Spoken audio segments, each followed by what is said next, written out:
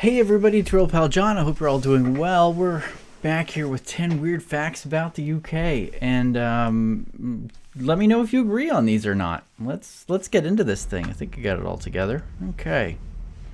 About the UK, weights and measures. Okay. Depending on where you grew up, in school you First of all, Americans shouldn't talk about this, right? Because, yeah, ours is all screwed up. learned about either the imperial or metric form of measurement. While there's the occasional overlap in methods in our daily lives, in the UK, it appears that both methods are found literally everywhere. In the store, drinks on the same shelf can be found in pints and liters. Right. Gasoline is sold by the liter, but consumption of it is measured by the gallon. Food at the store, recipes for cooking, and measurements for various sports are all over the place. Word pronunciation. Okay, first of all, I think that just has to be because of international stuff. The U.S., we use yards, which is basically a meter. I don't know, it's just kind of weird, and then, we don't know how many real meters there are in a mile, but we know that there's, 5,280 feet in a mile, but both of us use miles, and anyway, I think it just has to do with international, stuff altogether, coming together.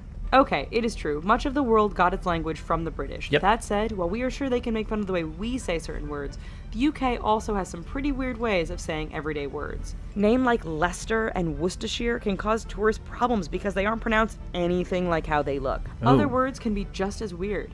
For example, vitamins is pronounced vitamins. Vitamins. Privacy is pronounced privacy, and Yep. garage is pronounced garage. Yeah. Ugh. Yeah, but I don't think that's weird. I think that's actually kind of normal. There's weird stuff, I think, more about the U.S. because it's just so big and it was populated over such a long period of time. I mean, you guys living on an island, or if you want to just say set of islands,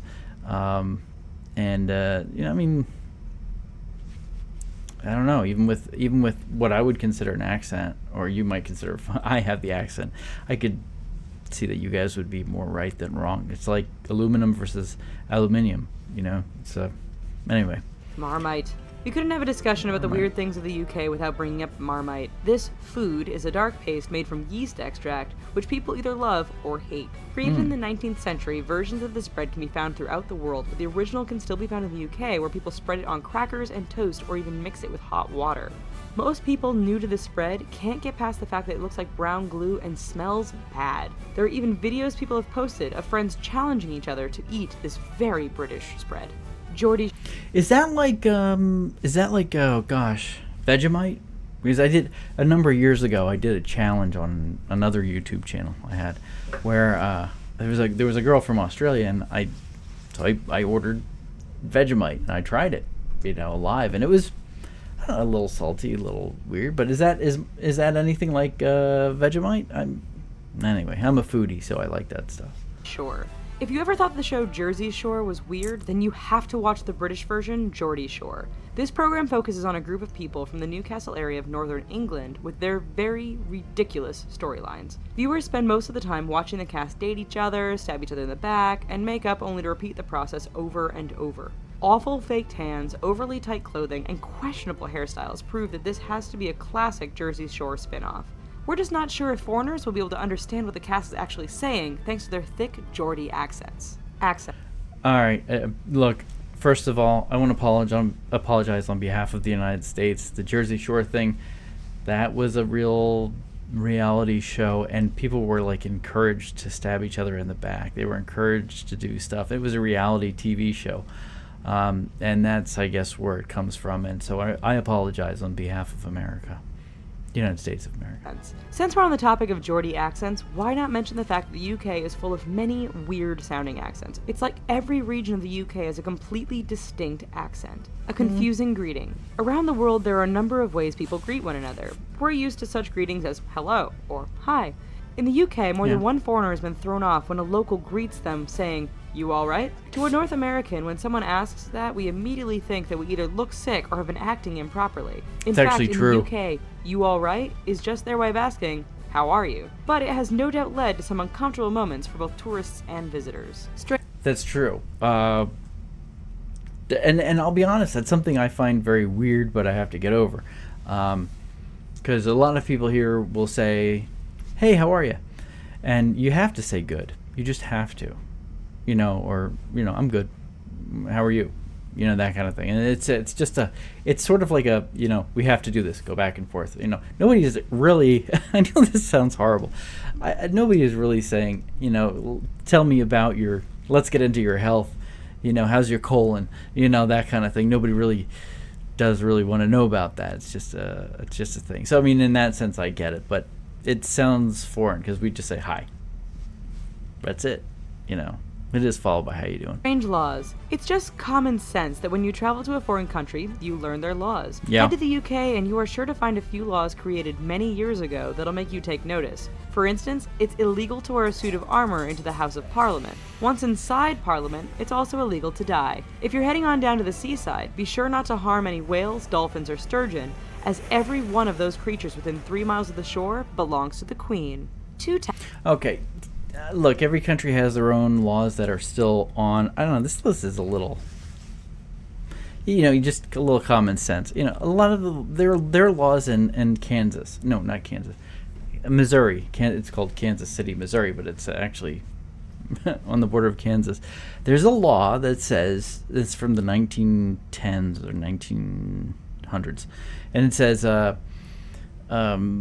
if a woman is to drive a car in the city limits of Kansas City, a man must be on the front waving a red handkerchief.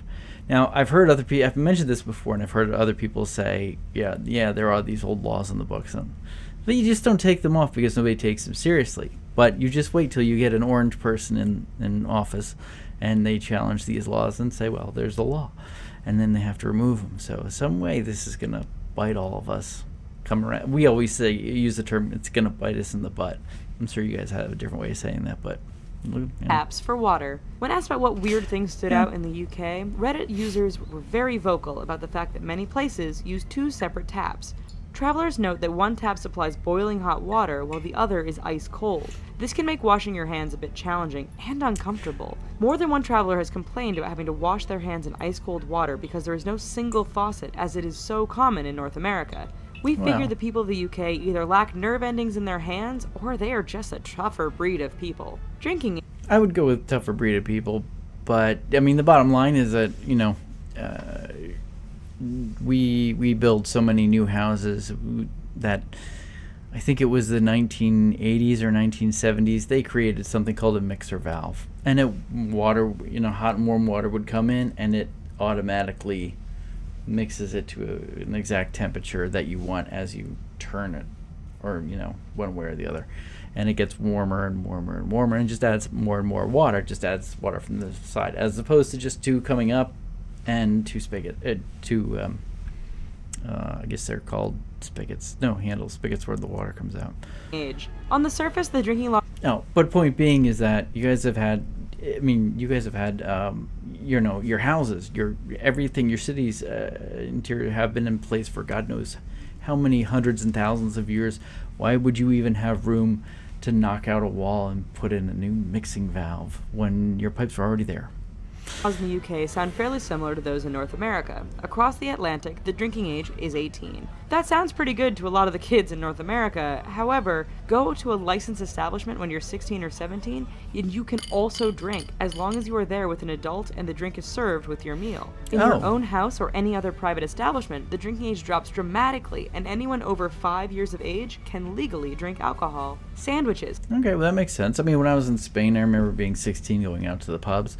We had a great time, and I actually think that's a better idea because I mean there was this weird thing about drinking, and then there's always this drinking and the driving thing. So in the U.S. you can drive first and then you learn to drink. Well, that's a problem because even though you're better at driving now or more seasoned at driving, then you add drinking onto it and you think you can drive even better, and it's not the case. I get that if you're raised with alcohol, you probably have a better handle on it. And then when you learn to drive, you realize how irresponsible you can be. But I don't know. Does the wrong way of thinking. Who doesn't love sandwiches? Yes, it is generally agreed that we have the British to thank for our tasty creation, and specifically John Montagu, the 4th Earl of Sandwich. Yes. Of course, adding their own weird twist to the sandwich, travelers to the UK may stumble across a sandwich known as the Chip Buddy. Ooh. What is this? The Chip Buddy involves cramming French fries between 2 slices of bread and adding condiments of your choosing. Definitely not a low-carb option. The Chip Buddy is weird, but also sounds really delicious. It does. We hope you... What did you guys think about that? I do like the Chip Buddy. I'm a foodie. Not so much since I took my gallbladder, but still I'm a foodie. I do like that. All right, guys. What do you think? Is this about right? Are they weird to you? Probably not. Probably normal. But weird to me? No, I think they're stretching it a little bit in this video. All right, guys. I'll talk to you soon. Don't forget to like, share, subscribe, comment down below.